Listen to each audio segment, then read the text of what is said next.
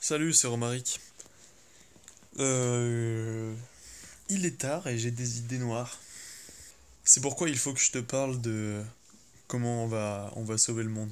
Non, en fait, j'ai pas des idées noires. En fait, je suis très optimiste sur le futur. Et c'est du futur que je vais te parler. En fait, moi, j'ai l'intention de survivre.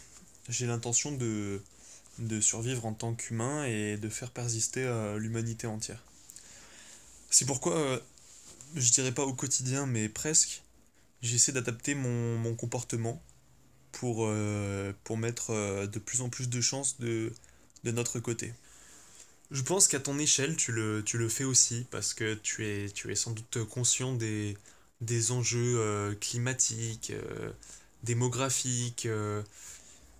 Bref, on est tous les deux conscients que, que le monde va pas très bien, mais moi par contre, je sais pas, enfin toi je sais pas, parce que ça varie vachement d'une personne à l'autre.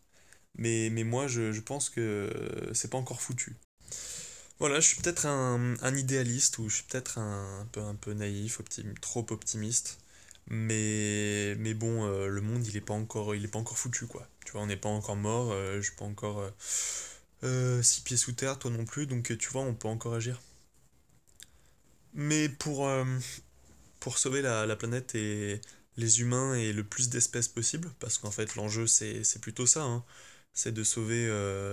Plus on agit vite, plus on sauvera des espèces d'animaux et de végétaux, et plus on sauvera de ces espèces, plus on conservera une connaissance utile pour plus tard.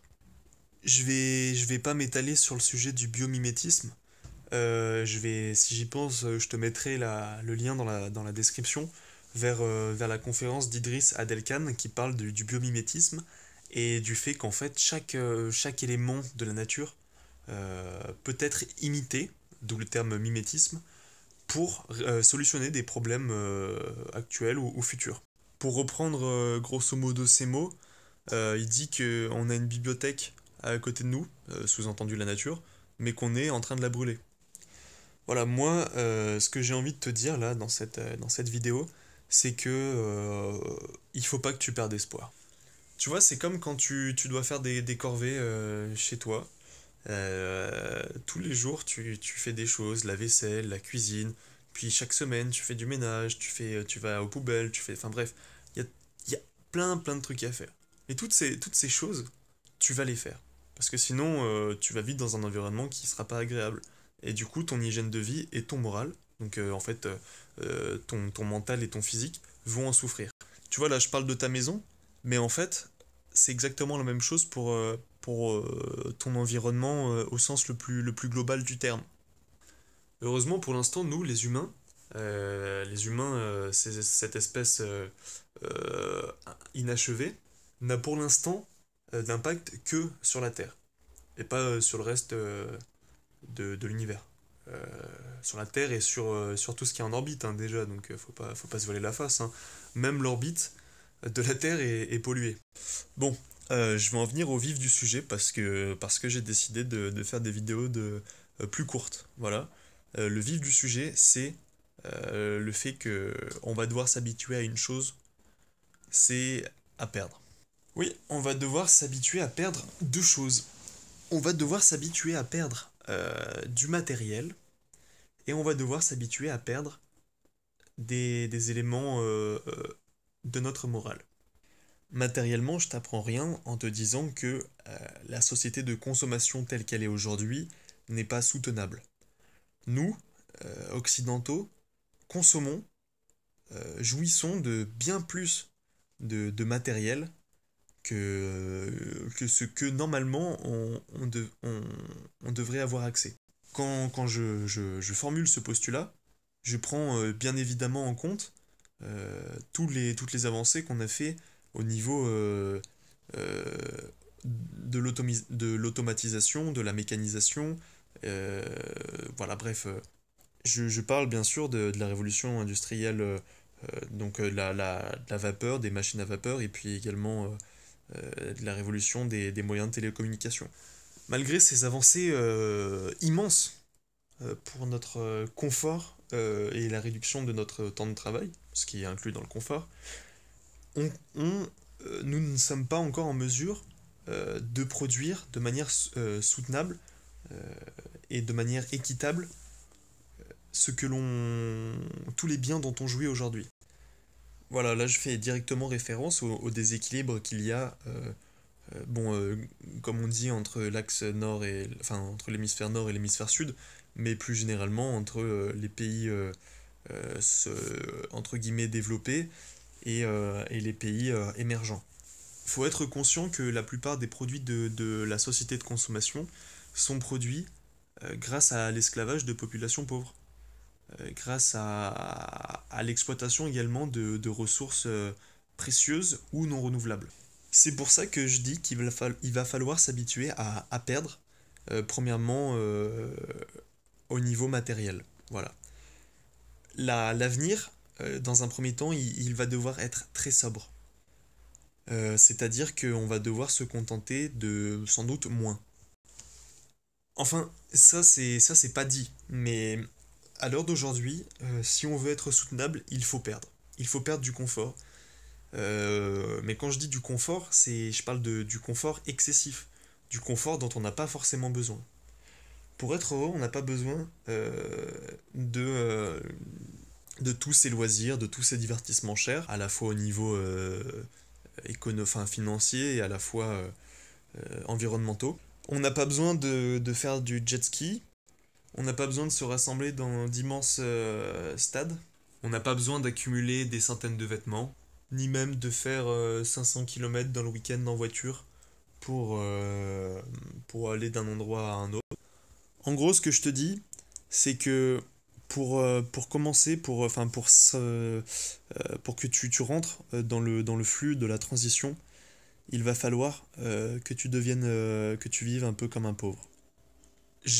Un livre assez inspirant que je te conseille, c'est le livre de Pierre Rabhi, Vers la sobriété heureuse. Moi, je suis pas spécialement fan de Pierre Rabhi. J'ai eu l'occasion bon, j'ai regardé pas mal de conférences de lui, et puis j'ai eu l'occasion de le voir une fois, pareil, dans une conférence, et d'interagir avec lui. Bon, malgré tout, il représente une vieille morale, quoi. Il est pas, je pense qu'il est pas tout à fait conscient de beaucoup de choses, ce qui fait il est assez déprimant à écouter. Je préfère te prévenir. Il va pas te mettre la joie. Et puis sa solution, ça serait de chacun dans son jardin et regarde ses légumes pousser. Et voilà, bon, entre toi et moi, je sais qu'il y a peu de personnes à qui ça conviendrait. Pour moi, il n'y a pas de problème, hein. Je suis un convaincu. J'aime j'aime toutes les plantes. Euh, Surtout le football. Ah non, pas le football. Moi, quand je te dis, il va falloir que tu t'habitues à la pauvreté, c'est qu'en fait, il va simplement falloir que tu t'habitues à consommer moins, en termes de superflu.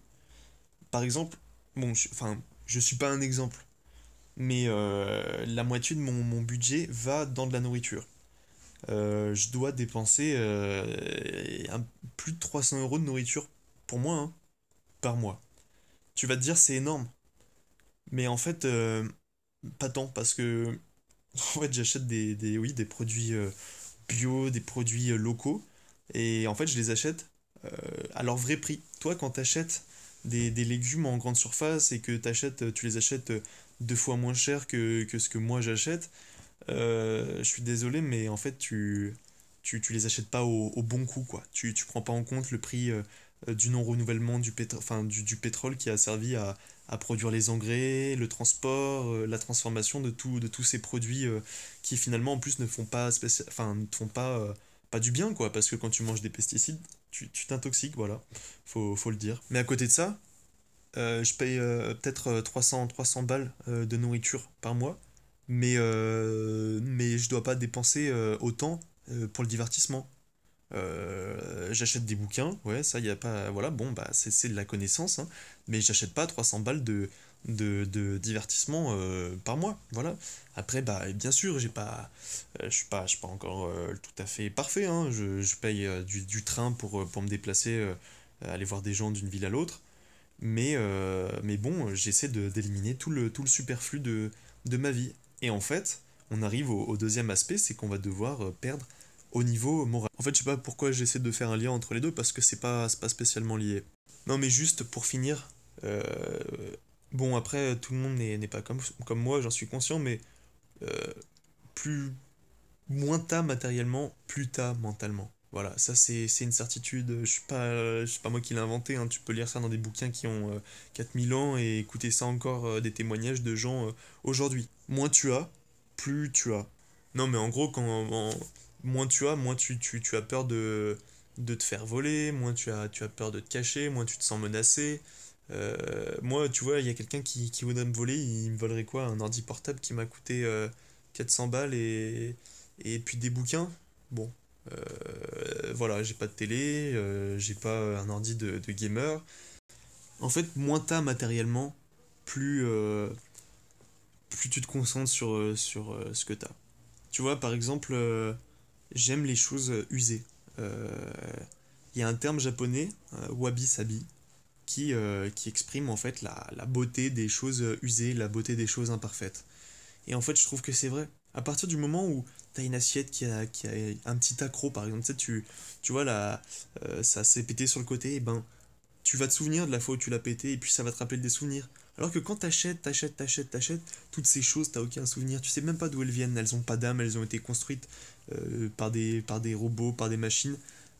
T'achètes des trucs qui sont répliqués des milliers, voire des millions de fois, voire même des milliards de fois. Moi, quand on m'offre des trucs uniques, je suis le plus heureux. Et puis ça peut être des cadeaux très peu chers, et ben voilà, ça me fait quand même plaisir parce que c'est pas le coût hein, qui importe. C'est l'intention qu'il y a derrière. Voilà, je pense que ça, on est d'accord. Bon, il me reste 3 minutes pour te parler de la perte de la morale. Non, je dis pas qu'on va vivre sans morale, mais je dis juste que il y a certains aspects de la morale qui sont plus du tout adaptés à notre époque. Bon, bah là, l'exemple qui me vient, c'est, tu sais, c'est. Bon, c'est pas moi qui l'invente, hein, c'est pas moi qui l'ai trouvé non plus, mais dans la Bible, hein, les premiers. Je sais pas si c'est dans le premier ou dans le, dans le deuxième épisode, mais en gros, on dit que l'homme surpasse la nature, que son but c'est de coloniser la planète, c'est de. Voilà, bref. Aujourd'hui, on sait que ça, c'est pas possible. On sait que c'est pas soutenable. On sait que l'humain n'est pas supérieur aux autres espèces. Bon, au niveau intellect, sans doute, au niveau de l'expression, sans doute. Mais bon, l'humain n'est pas le maître de la nature. Il est un élément de la nature. Et s'il ne s'en rend pas compte bientôt, il en mourra. Voilà, bon, je dis là, l'aspect moral, c'est juste le respect hein, de l'environnement, de la planète, et puis en fait, de toutes les choses avec lesquelles on interagit et dont on n'a pas conscience. Voilà, l'aspect moral que j'ai abordé tout à l'heure aussi, c'est le fait que l'accumulation n'est pas source de bonheur. Bon, ça j'aurais pu te le dire avant même de savoir que l'environnement allait mal. Il y a 50 ans, 60 ans, quand c'était les 30 glorieuses et qu'on appréciait acheter des choses. Mais moi, je te dis, je vois cette génération, ces personnes qui vieillissent, elles ont beaucoup d'accord, mais elles sont pas finies, elles sont pas heureuses, franchement, ils sont rares les vieux à être satisfaits et ça me déprime, hein. Moi, je pense que en ayant moins, en me préoccupant moins de gagner des sous, de travailler beaucoup. Moi, je travaille, hein, je suis pas non plus, je suis pas sans activité, hein. Donc je dépends pas spécialement d'organismes pour me nourrir. Je dis ça parce que je veux juste éviter les arguments, hein. Je juge pas ceux qui vivent du RSA, au contraire, je trouve que c'est très courageux et très ambitieux. Voilà. Mais tout ça pour dire que va falloir aussi arrêter de penser que plus on a matériellement, plus on est heureux. Et si tu me crois pas, t'as qu'à regarder les premières minutes de cette vidéo. Bref, il y a plein d'autres aspects moraux qu'il va falloir mettre de côté. Le fait de croire que tout peut rester comme avant, ça, il faut oublier. Il faut oublier, c'est plus possible. C'est plus possible parce que c'est ceux qui pensaient que on peut rester dans cette société de consommation. C'est à cause d'eux on peut plus rester en fait. Voilà, si on doit changer de société, c'est parce que déjà, des gens ont changé de société à notre place. Moi, j'ai pas choisi ça. Je suis pas responsable de la colonisation, du dérèglement climatique. Mais par contre, je suis acteur du solutionnement du racisme, de l'homophobie, de la résolution de l'environnement. Voilà. L'important, c'est d'être actif. Voilà. Maintenant que tu sais que tu peux, Désespère pas, t'es pas tout seul. On est beaucoup à vouloir changer le monde. Voilà, allez, salut.